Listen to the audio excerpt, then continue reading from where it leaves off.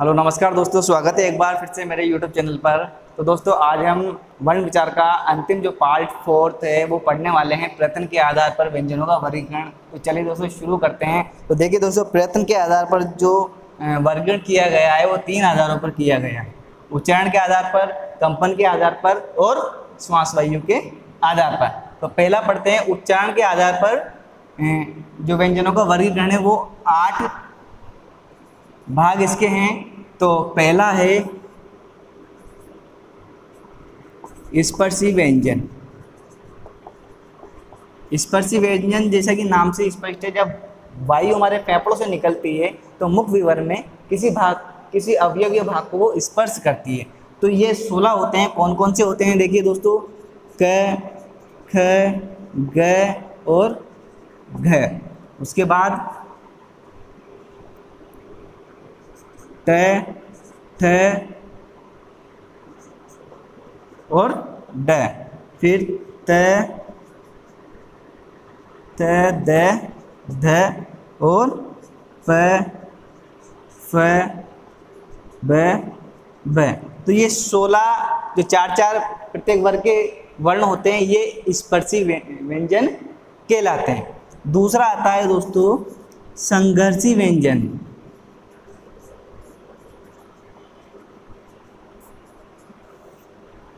संघर्षी का मतलब जब हम इनका उच्चारण करते हैं तो जो मुख विवर के 2 अवयव है वो बहुत पास पास आ जाते हैं और उनके अंदर क्या है, घर्षण होता है, संघर्ष होता है, इसलिए इनको संघर्षी व्यंजन कहते हैं। तो ये कौन से होते हैं, ये जो ऊष्म जो हमारे व्यंजन होते हैं, ऊष्म व्यंजन वो होते हैं संघर्षी व्यंजन, स और ह। नेक्स्ट आता है स्पर्श संघर्षी व्यंजन। स्पर्श में स्पर्श भी करेगी और संघर्ष भी होगा, इसमें दोनों ही होते हैं। तो इसमें जो जो वर्ग होते हैं, च, ज और ज वर्ग के जो 4 वर्ण आते हैं वो स्पर्श संघर्षी व्यंजन कहलाते हैं। उसके बाद नेक्स्ट आता है नासिक के व्यंजन।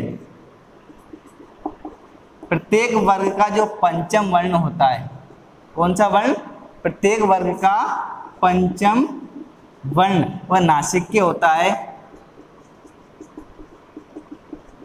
और मैं फिर नेक्स्ट जो भाग आता है वो आता है पार्श्विक।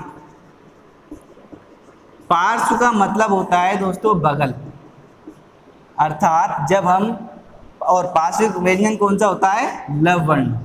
लव वर्ण पार्श्विक होता है। जब हम लव वर्ण का उच्चारण करते हैं तो जो वायु होती है वो जीभ के दोनों बगल की तरफ से होकर निकल जाती है, इसलिए लव वर्ण कौन सा होता है, पार्श्विक व्यंजन होता है। छठा आता है प्रकंपित। प्रकंपित व्यंजन होता है प्रकंपित या लुंठित भी हम इसको कह सकते हैं, लुंठित व्यंजन भी इसको कहते हैं। और वो होता है र वर्ण का जब उच्चारण करते हैं तो हमारी जीभ में कंपन सा होता है, इसलिए इसको प्रकंपित या लुंठित वर्ण में रखा गया है। इसके बाद अगला आता है उत्क्षिप्त। उत्क्षिप्त या ताड़न जात व्यंजन। उत्क्षिप्त का अर्थ वैसे तो फेंका हुआ होता है, फेंका हुआ। और ये जो वर्ण होते हैं वो होते हैं ळ और ड, ये दोनों उत्क्षिप्त वर्ण होते हैं। जब हम इनका उच्चारण करते हैं तो जीभ को एक झटका सा लगता है। और अंतिम जो होता है दोस्तों वह होता है संघर्षहीन व्यंजन। इनका उच्चारण करते समय वायु बिना संघर्ष के बाहर निकल जाती है, इसलिए इनका नामकरण संघर्षहीन किया गया है। यह होता है यह और वह, ये 8 प्रकार उच्चारण के आधार पर होते हैं। तो अब दूसरा पढ़ते हैं दोस्तों कंपन के आधार पर। कंपन और श्वास वायु के आधार पर। देखिए दोनों का एक ही बार में बताता हूं, बड़ी आसानी से आपको समझ में आ जाएगा। तो कंपन के आधार पर दो, पहला होता है घोष या इसको सघोष भी कहते हैं, और दूसरा होता है अघोष।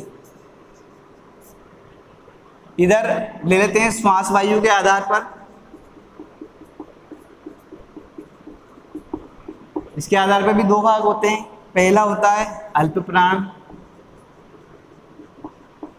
और दूसरा होता है महाप्राण। तो देखिए घोष वर्ण, घोष अर्थात जब हम इनका उच्चारण करते हैं तो एक घोष या कंपन सा हमारे मुख के अंदर होता है। तो ये कौन कौन से वर्ण होते हैं? तो देखिए वर्ग का,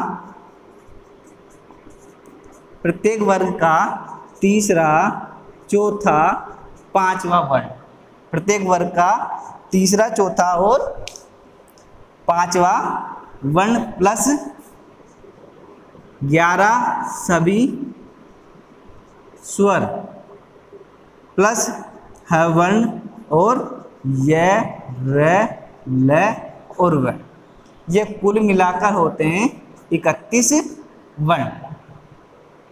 तीसरा, चौथा, पांचवा 11 स्वर है और 11 लव सभी मिलके होते हैं 31 वर्ण। दूसरा होता है अघोष। अघोष वर्ण कौन से होते हैं? कौन कौन सा बचा? वर्ग का पहला, दूसरा वर्ण प्लस श, स और स।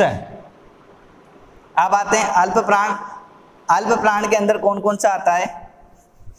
अल्प प्राण में देखिए वर्ग का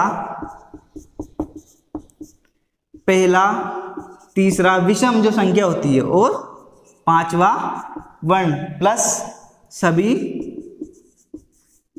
11 स्वर और य, र, ल, व, ये 30 होते हैं। इसके अंदर है नहीं आता है। और महाप्राण के अंदर होता है, महाप्राण के अंदर वर्ग का दूसरा और चौथा वर्ण प्लस श, स और है। इस तरह ये घोष, अघोष और अल्पप्राण और महाप्राण कंपन और श्वास वायु के आधार पर डिवाइड किए गए। तो ये आज हमारा जो वर्ण विचार है वो पूरा होता है दोस्तों। और अब नेक्स्ट वीडियो जो रीड के ऊपर बनेंगे, जब तक रीड की एग्जाम नहीं लगती है। तो अगर आपको ये वीडियो अच्छा लगे तो लाइक, सब्सक्राइब कीजिए और बने रहिए हमारे चैनल पर। मिलते हैं नेक्स्ट वीडियो।